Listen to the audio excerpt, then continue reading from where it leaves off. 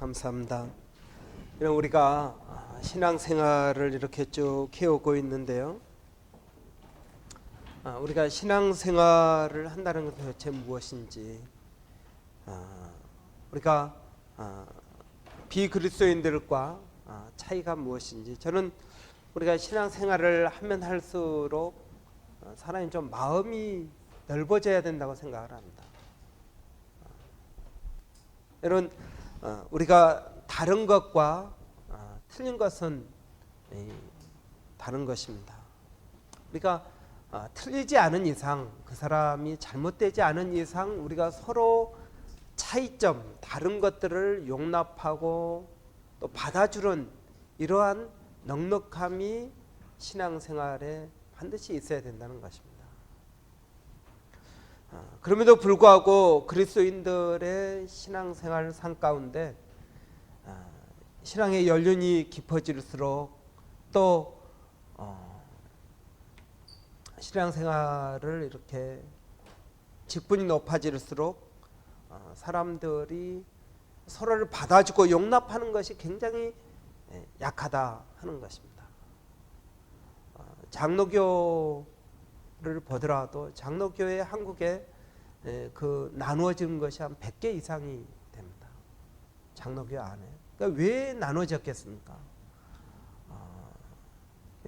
제가 어느 교단 이야기를 들었는데 그 교단이 나누어졌어요. 왜 나누어졌습니까? 물어봤더니 한쪽에서는 자기 교단의 재산의 문제를 이거 재판을 가지고 가서 재판을 하자. 또 한쪽에서는 교단의 문제를 세상의 법정에서 다루는 것은 합당치 않다. 그렇게 해가지고 두 개가 쪼개졌다는 겁니다. 근데 그 안에 자세히 들여다보면 돈 때문에 그렇다는 것입니다. 그러니까 돈 때문에 결국 나누어졌다는 이야기입니다. 우리가 쪼개지고 나누어지는 데는 여러 가지 이유가 있습니다. 그러나 우리가 예수를 믿는다는 것이 무엇입니까? 남을 포용하고 받아준다는 것입니다. 포용하고 받아주는 것은 실력이 없으면 포용하고 받아줄 수가 없습니다. 저는 예수님을 인간적으로 이렇게 바라볼 때 참 존경스러운 부분들이 많습니다. 예수님의 제자를 보십시오. 예수님의 제자는 참 다양한 사람들이 있었습니다. 심지어 자신을 죽이려고 들어온 가룟 유다도 있었습니다. 예수님은 그 가룟 유다도 포용했습니다. 또 예수님의 제자 가운데는 열심당원 시몬도 있었습니다. 항상 칼을 품고 다니면서 암살 대원으로 활동하던 사람도 있었습니다. 어떤 사람은 세리 마태도 있었습니다. 이 사람은 철저하게 세속적이고 모든 것이 이기적이고 물질 중심적인 사람입니다. 또 베드로나 요한 같은 사람은 신앙에 열심히 있었습니다. 그러나 성격적으로 많은 문제가 있었습니다. 12명밖에 되지 않은 그 제자들을 예수님이 교육을 시키면서 얼마나 힘들고 어려웠는지 모릅니다. 서로 싸우죠. 서로 잘났다고 그러죠. 누구는 돈 가지고 엉뚱한 데 써버리죠. 여러분, 예수님은 이 12명의 제자를 다 포용하셨습니다. 여러분, 우리가 예수를 믿는다는 것은 무엇입니까? 결국은 포용한다는 것입니다. 내가 남을 얼마나 잘 포용할 수 있느냐. 서로의 차이점을 인정하면서 그 사람을 있는 그대로 받아주는 것입니다. 이번에 교수 세미나를 갔는데 교수님들의 이렇게 출신이 다 다릅니다. 감리교, 고신은 신사참배하지 않았다고 자랑스러워하면서 나가는 이 고신. 굉장히 제가 볼 때는 열심히면서도 좀 이렇게 교만한 교파. 감리교, 침례교, 또 장로교 안에서도 또 막 쪼개진 여러 목사님들이 모여가지고 뭘 했느냐, 이제 저녁에 이제 밥 먹고 나서 모닥불에 둘러앉아서 신학 토론을 했습니다. 다 자기 교단의 특색이 다 나타납니다. 아직도 교회 다니는 사람들이 있어. 뭐 어떤 목사님 자유주의 쪽에 가는 목사님은 요즘도 교회 나오라고 전도하는 사람이 있네. 제발 교회를 좀 안 다녀야 되는데 교회 다니는 사람들이 교회를 다 망친다고 그러면서 그런 분이 있는가 하면 또 어떤 분은 아니다. 자유주의로 빠져서는 안 된다. 그러면서도 우리가 다 한 이 시드니 신학대학이라는 울타리 안에서 서로 조화를 이루면서 나가는 모습들을 볼 때 참 좋다 그런 생각을 했습니다. 다양성이라는 게 있습니다. 어떤 교수님은 주일 예배가 뭐가 중요하냐, 매일매일 산 가운데 예배가 중요하지. 조금 이렇게 극단적으로 나가시는 분이 있는가 하면 어떤 분은 주일 성수 그냥 목숨을 거는 분도 있고 주일날 돈도 안 쓰고 이런 분도 있고 그 가운데 제가 제일 낫더라고요. 저는 다 포용을 해야 됩니다. 개인적으로도 예배를 드려야 되고 모여서도 예배를 드려야 되고 결국은 제가 제일 잘났다는 이야기입니다. 근데 뭐 이제 교수님들이 다 특성이 있으니까 또 이제 연륜도 있고 그러니까 자기 걸 주장하면서 상대방을 받아줍니다. 저는 이제 오늘 본문을 보면서 베드로가 예수님에게 묻습니다. 형제가 잘못을 하는데 몇 번이나 용서를 해줘야 됩니까? 몇 번이요? 7번 정도 하면 되겠습니까? 그러니까 예수님께서 70번씩 7번이라도 용서를 해줘야 된다. 그렇게 이야기했습니다. 똑같은 잘못을 7번씩 70번을 한다고 생각해 보십시오. 화가 안 날 사람이 어디가 있고 여러분 바보 아닙니까? 멍청한 거 아닙니까? 똑같은 잘못을 여러분 7번을 한다고 생각해 보시죠. 그건 바보죠.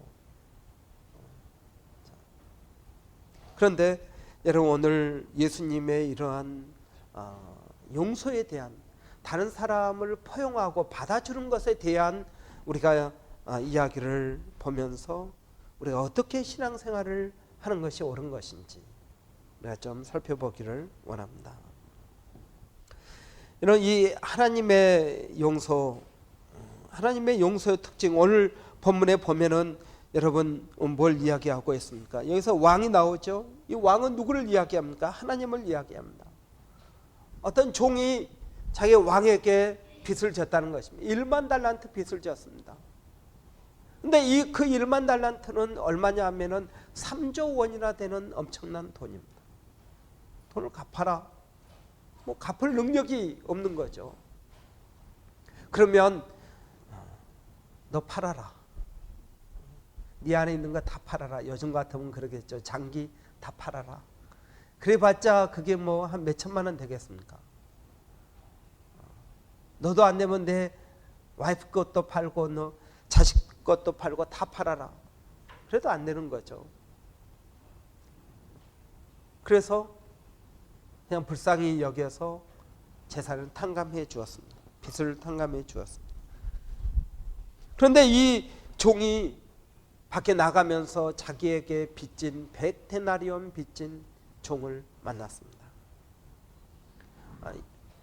100데나리온은 얼마 정도 되냐면 1데나리온이 하루 품값이니까요. 100데나리온 하루에 100불이면은 100데나리온이면 10,000불 정도 되는 거죠. 자, 여러분 그래서 그걸 갚지 않는다고 감옥에 넣어버렸다는 것입니다. 저는 이 이야기를 들으면서 참 몇 가지 근본적인 생각을 하게 됩니다. 첫째는 하나님은 우리의 죄를 용서하신다는 것입니다. 어떤 죄인이라도 그것이 얼마만큼 큰 죄인이라도 하나님은 우리를 용서하신다는 사실입니다. 그렇지만 그 용서는 언제부터 시작되는 것입니까? 하나님은 애초에 용서할 마음을 가지고 계셨지만 그 실제적인 용서는 이 종과 회개할 때 용서가 비로소 시작되는 것입니다. 회개한다. 회개한다는 것은 계산한다는 이야기입니다. 너가 얼마나 빚졌고 너가 갚아야 될 돈이 얼마고 언제까지 갚아야 되는데 못 갚았고 이런 구체적인 내용들을 조목조목 따지는 것입니다. 그냥 두리뭉실하게 따지는 것이 아니고 구체적으로 따지는 것입니다. 여러분, 우리가 하나님 앞에 나갈 때 우리가 무엇을 잘못했는지를 알아야 됩니다. 하나님 무조건 잘못했습니다, 용서해 주세요, 이게 아니고 하나님은 우리와 계산하기를 원하십니다. 네가 뭘 잘못했는지, 어떻게 잘못했는지, 그것이 어떤 결과를 가져왔는지에 대한 구체적인 회개가 우리에게 있어야 된다는 것입니다. 여러분이 지은 그 죄가 여러분 자신에게, 여러분 가정에게, 아내에게, 남편에게, 자식들에게 어떤 결과를 가져왔는지에 대한 구체적인 계산이 우리에게 필요하다는 것입니다. 여러분의 죄를 통하여 하나님 나라에 어떤 피해를 가져왔고 하나님의 원수 마귀에게 어떤 유익을 가져왔는지에 대한 구체적이고 철저한 계산이 우리에게 있어야 된다는 것입니다. 내가 뭘 잘못한지도 모르고 하나님 용서해 주세요 하는 것은 하나님의 계산과 다르다는 것입니다. 여러분은 하나님 앞에 회개를 해보셨습니까? 계산을 해보셨습니까? 무엇을 잘못했습니까? 그 잘못이 하나님의 계획에 얼마나 큰 지장을 가져왔습니까? 문제의 심각성을 깨닫는 데서부터 하나님의 용서가 시작된다는 것입니다. 우리가 아무렇지도 않게 했던 그 말 한마디가 상대방에게 얼마나 큰 상처를 주었고 나의 그 좁은 마음, 나의 이기적인 삶들이 다른 사람에게 얼마나 큰 아픔을 주었는지, 그것 때문에 하나님의 마음을 얼마나 아프게 했는지, 하나님의 나라에 얼마나 큰 손해를 끼쳤는지, 교회에 얼마나 큰 손해를 끼쳤는지에 대한 문제의 심각성을 깨닫지 못하면 하나님 앞에 구체적인 회개도 나오지 않는다는 것입니다. 먼저 여러분, 하나님 앞에 잘못했다고 말하기 전에 무엇을 잘못했는지에 대한 구체적인 계산이 필요하다는 것입니다. 그러나 여러분, 우리가 그렇게 하나님 앞에 우리의 잘못을 고백할 때 하나님께서는 우리를 불쌍히 여겨 주신다는 것입니다. 27절에 보니까 그 종의 주인이 불쌍히 여겨 놓아 보내며 그 빛을 탕감하여 주었다. 불쌍히 여겨 주었다. 용서라는 말이 있습니다. 여러분, 여기서 용서라는 말은 같을 여자의 마음 심자를 씁니다. 같은 마음을 가질 때 용서가 되는 것입니다. 그 사람을 불쌍히 여기는 마음이 있을 때 용서가 되는 것입니다. 여러분, 잠자는 아내의 모습을 보면서 참 불쌍하다고 생각되지 않습니까? 전혀 그렇게 생각이 안 됩니다. 잠자는 남편의 얼굴을 보면서 참 불쌍하다, 이 사람 참 위로가 필요하다, 여러분 그런 생각을 하지 않습니까? 낮에는 밉다가도 잠자는 모습을 보면은 세상에 불쌍한 사람이 이 사람밖에 없는 것 같다, 그런 마음이 들지 않습니까? 되지도 않은 영어 써가면서 호주에서 사느라고 참, 여러분 용서가 되지 않습니까? 그 사람이 나에게 상처를 주었던 그 말들이 여러분 용서가 되지 않습니까? 얼마나 힘들었으면 그런 말을 했을까? 여러분, 용서라는 말은 같은 마음을 품을 때 용서가 된다는 것입니다.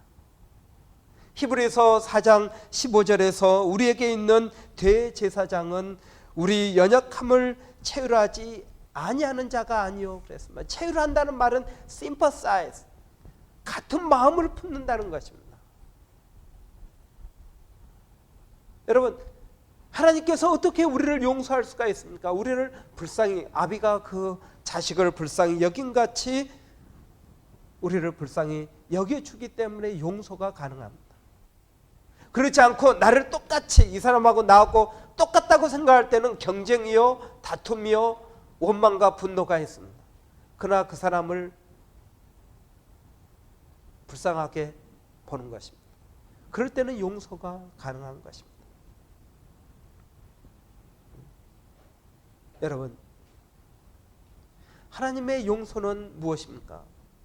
우리가 다른 사람들을 포용하고 받아줄 수 있는 그런 기본적인 바탕은 어디에서 나오는 것입니까? 하나님이 나를 불쌍히 여겨줬다는 것입니다. 그래서 나도 다른 사람을 불쌍히 여기게 되는 것입니다. 여러분, 오늘 본문에서 우리에게 놀라운 이야기를 해주고 있습니다. 이 사람이 하나님의 용서를 받았습니다. 구원을 받았습니다. 자기가 나가면서 자기에게 빚진 사람을 만났습니다. 자기에게 잘못한 사람을 만났습니다. 그 사람을 용서를 못하는 것입니다. 나는 하나님으로부터 용서를 받았는데 나는 다른 사람을 용서하지 못하는 것입니다. 그래서 그 사람을 감옥에 가두었습니다. 내 마음의 감옥에 가두어 버렸습니다. 그리고 고통을 줍니다. 그랬더니 그 왕이 그 이야기를 듣고 그 종을, 탕감해 주었던 그 종을 다시 불러서 너 왜 그렇게 했느냐, 그러면서 너 돈 갚을 때까지 감옥에 있어야 된다고 집어넣어 버렸습니다. 그 쉽게 이야기하면, 여러분, 내가 다른 사람을 용서하지 않으면 하나님이 나를 용서해 준 그걸 취소한다는 이야기입니다. 내 구원이 취소될 수 있습니까? 하나님이 한번 용서해 준다고 이야기해 놓고 내가 다른 사람을 용서해 주지 않으니까 그 구원을 취소했다는 이야기입니다. 여러분이 배우기로는 한 번 받은 구원은 없어지지 않는다고 배웠을 것입니다. 그런데 하나님 나를 용서해 줬는데 내가 다른 사람을 용서해 주지 않으니까 그 구원을 취소한다는 것이 말이 되느냐, 그것입니다.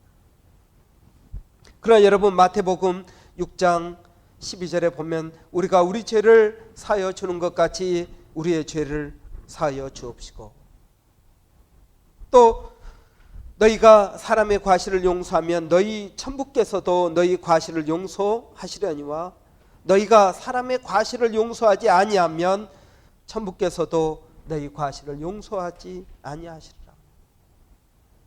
우리가 다른 사람의 잘못을 용서하지 않으면 하나님께서 우리의 잘못을 용서하지 않겠다는 이야기입니다. 여러분, 이 말씀을 생각하고 여러분 주위에 있는 사람을 생각해 보십시오. 마음이 좁아서 교회를 다닌 지 수십 년이 되고 예수를 믿은 지 그렇게 오랜 세월이 되었음에도 불구하고 여전히 다른 사람을 용서하지 않은 그 좁은 마음을 가진 사람들, 그러면서 교회 안에서 문제를 일으키고 만나는 사람들마다 부딪히고 싸우는 사람들을 보십시오. 그 사람들의 구원이 진짜라고 생각을 하십니까? 여러분, 저도 침례교 목사이기 때문에 구원의 확신을 강조합니다. 당신 구원의 확신이 있습니까? 예, 구원의 확신이 있습니다. 구원의 확신이 있다는 걸 어떻게 합니까? 예수님이 저를 위해 십자가에 죽었다는 사실을 믿습니다. 그러면 구원을 받은 것입니까? 여러분, 우리가 착각하는 게 뭐냐면 내가 구원의 확신이 있다고 생각하니까 구원이 있는 것인지, 정말 하나님이 구원을 주셔서 내가 구원의 확신이 있다고 생각을 하는지 생각해 볼 필요가 있다는 것입니다. 우리는 기계적으로 예수님이 나를 위해 십자가에 죽으셨어, 내가 그걸 믿어, 그러니까 나는 구원의 확신이 있어, 나는 지금 죽어도 천국 가. 그것이 진짜 그런 것인지 아닌지 어떻게 아느냐, 그것입니다. 내가 구원의 확신이 있다고 구원을 받은 것입니까? 여러분, 착각은 아닙니까? 구원의 확신이 있다는 증거가 무엇입니까?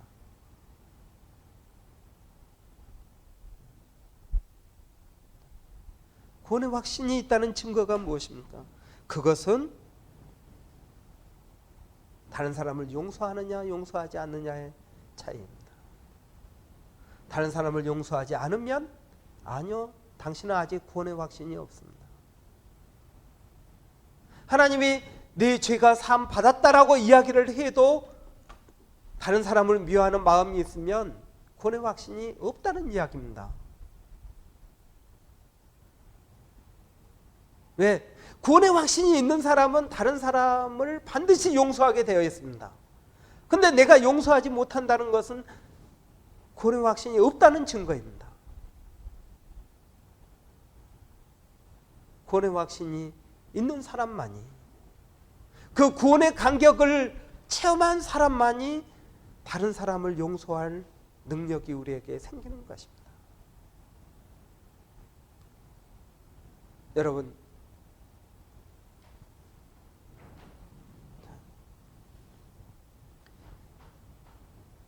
이 세상 나라에서는 내가 누구로부터 용서하는 것과 내가 누구를 용서하는 것, 이것이 별개의 문제이지만 하나님 나라에서는 용서를 받는 것과 용서를 하는 것이 하나라는 사실입니다. 왜 그걸 자꾸 따로따로 생각을 하십니까? 여러분, 하나입니다.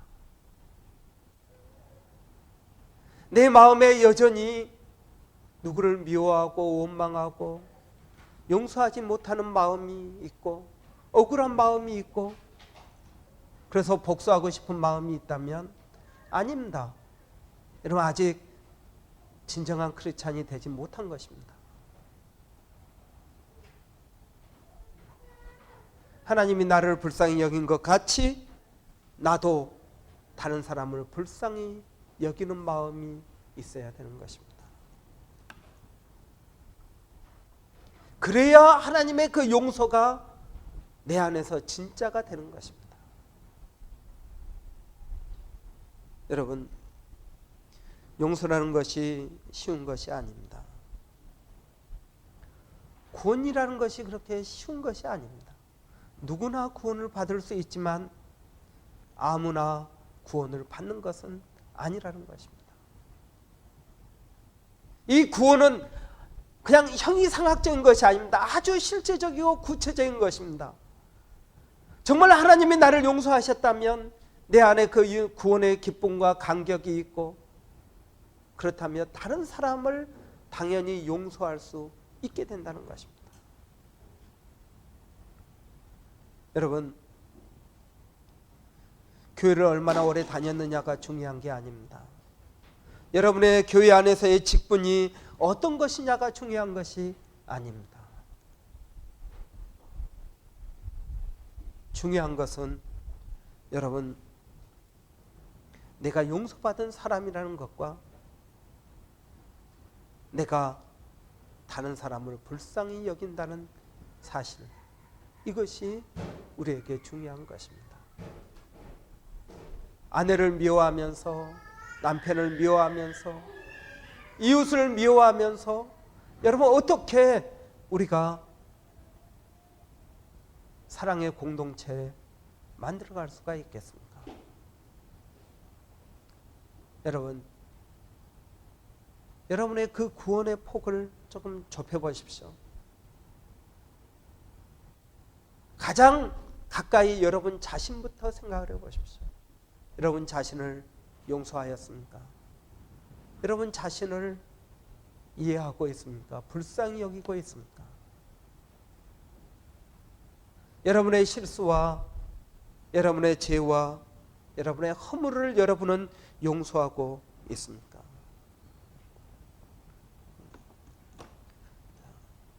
또 한 가지 여러분 우리가 알아야 될 중요한 사실은 이것입니다. 1만 달란트 빚진 죄인이 있었습니다. 그런데 이 왕은 어떻게 합니까?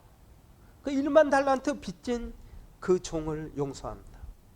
근데 그 용서가 진정한 뉘우치는 것이, 진정하게 뉘우친 것이 아니었다는 것입니다.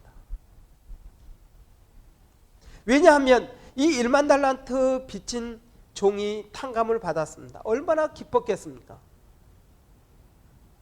여러분, 하나님의 은혜를 받으면 사람의 마음이 넉넉해집니다. 웃음이 있고요, 사소한 실수도 그냥 지나가게 되어 있습니다. 여러분 생각해 보십시오. 여러분이 로또에 당첨됐다고 생각해 보십시오. 갑자기 뭐 1밀리언, 2밀리언 그러면은 우리 성민이가 KFC 사달라 그러면 안 사주겠습니까? 뭐 그 같은 거 사주지 뭐 그러죠. 그게 뭐 큰 돈입니까? 20불, 30불이 뭐 큰 돈입니까? 기분이 좋으니까 아 목사님 제가 차 하나 사드릴까요? 뭐 그러지 않겠습니까? 여러분 그렇다면 제가 밤을 새워서 제가 금식하고 기도해 드리겠습니다. 당첨이 되도록. 여러분 로또 한 몇 밀리언에 당첨이 되면 여러분 10,000불이 20,000불이 무슨 큰 돈입니까? 사람이 이렇게 로또에 당첨되면 마음이 여유가 있어집니다. 하나님의 은혜도 마찬가지지만 그 큰 하나님의 은혜를 받았는데 여러분 아들이 실수를 했다고 그걸 꾸짖겠습니까? 기분이 좋은데 지금 그냥 넘어가죠. 여러분 은혜라는 것은 그런 것입니다. 아주 상식적인 것입니다. 여러분 진정한 회개라는 것은 임기응변식의 사과가 아니고 후회와 애석한 마음도 아니고 책임을 지는 것도 아니고 용서의 기쁨과 감격이 있는 것입니다. 그래서 용서가 그냥 저절로 되는 것입니다.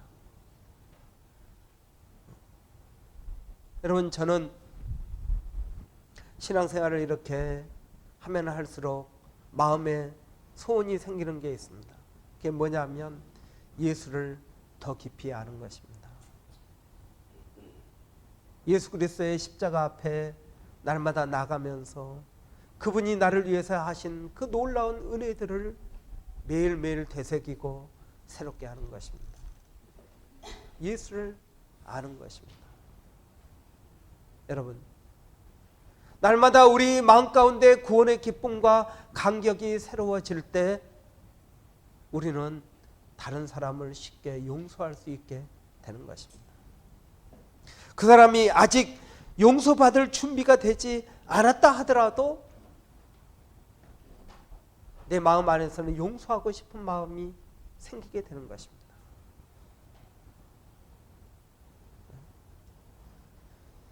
(1984년 1월) 교황 요한 바오로 2세가 자기를 저격했던 알리 아그바라는 제수를 찾아가서 이야기합니다. 당신을 용서합니다. 여러분 꼭 잘못했다는 말을 들어야만 용서하는 것이 아니라 아직 그 사람이 나에게 잘못했다고 말을 하지 않는다 하더라도 용서를 선포하는 것이 중요합니다. 왜 그렇습니까? 너가 나한테 잘못했다고 말을 해야만 내가 용서해 주겠다. 그게 아니라는 것입니다. 용서함으로써 내 안에 매듭을 푸는 것입니다. 어떤 사람들은 이 교황의 이런 모습에 대해서 쇼하는 것이라고 이야기했습니다. 어떤 사람은 교황이니까 당연히 그렇게 말해야 되지 않아? 그렇게 이야기했습니다. 또 어떤 사람은 말하기를 그건 지혜롭지 않은 일이다. 그렇게 이야기했습니다. 그러나 여러분 교황은 자기를 죽이려고 한 그 사람에게 내가 당신을 용서합니다. 말함으로써 자기 안에 있는 매듭을 풀고자 했다는 것입니다. 여러분 천국은 이런 곳입니다. 용서가 있고 용서를 해주고 매듭을 풀고 저하와 하모니를 가지고 회복하고자 하는 것입니다. 여러분 용서받을 만하다면 용서받을 필요가 없다는 말이 있습니다. 세상에 용서받을 만한 사람이 어디 있습니까? 다 부족하고 다 연약한 사람들입니다. 여러분 저는 우리 교회가 우리가 받은 구원의 기쁨과 감격을 가지고 매일매일 용서하고 용서해주고, 사람은 누구나 잘못을 합니다. 우리는 이기적이고 우리 안에는 여전히 타락한 성품들이 있습니다. 그래서 실수하고 잘못하고 상처를 주고 상처를 받고 살아갑니다. 이 모든 것들을 회복할 수 있는 천국의 법은 무엇입니까? 용서라는 것입니다. 여러분, 베드로가 이야기합니다. 몇 번이나 용서를 해줘야 됩니까? 예수님께서 대답하셨습니다. 내게 이르노니 7번뿐 아니라 70번씩 7번이라도 할지니라. 어떻게 70번씩 7번 용서할 수 있겠습니까? 세상의 법으로는 불가능한 것입니다. 오직 하나님의 법, 은혜의 법만이 이것을 가능하게 하는 것입니다. 사랑하는 성도 여러분, 저는 우리 교회가 이런 공동체가 되기를 원합니다. 저는 여러분들이 구원받았다는 증거가 여러분 자신을 용서하고, 아내를 용서하고, 남편을 용서하고, 부모를 용서하고, 자식을 용서하고, 여러분 회복의 역사가 일어나는 그런 믿음의 사람들로 거듭나기를 바랍니다. 기도하겠습니다. 오늘 주신 말씀을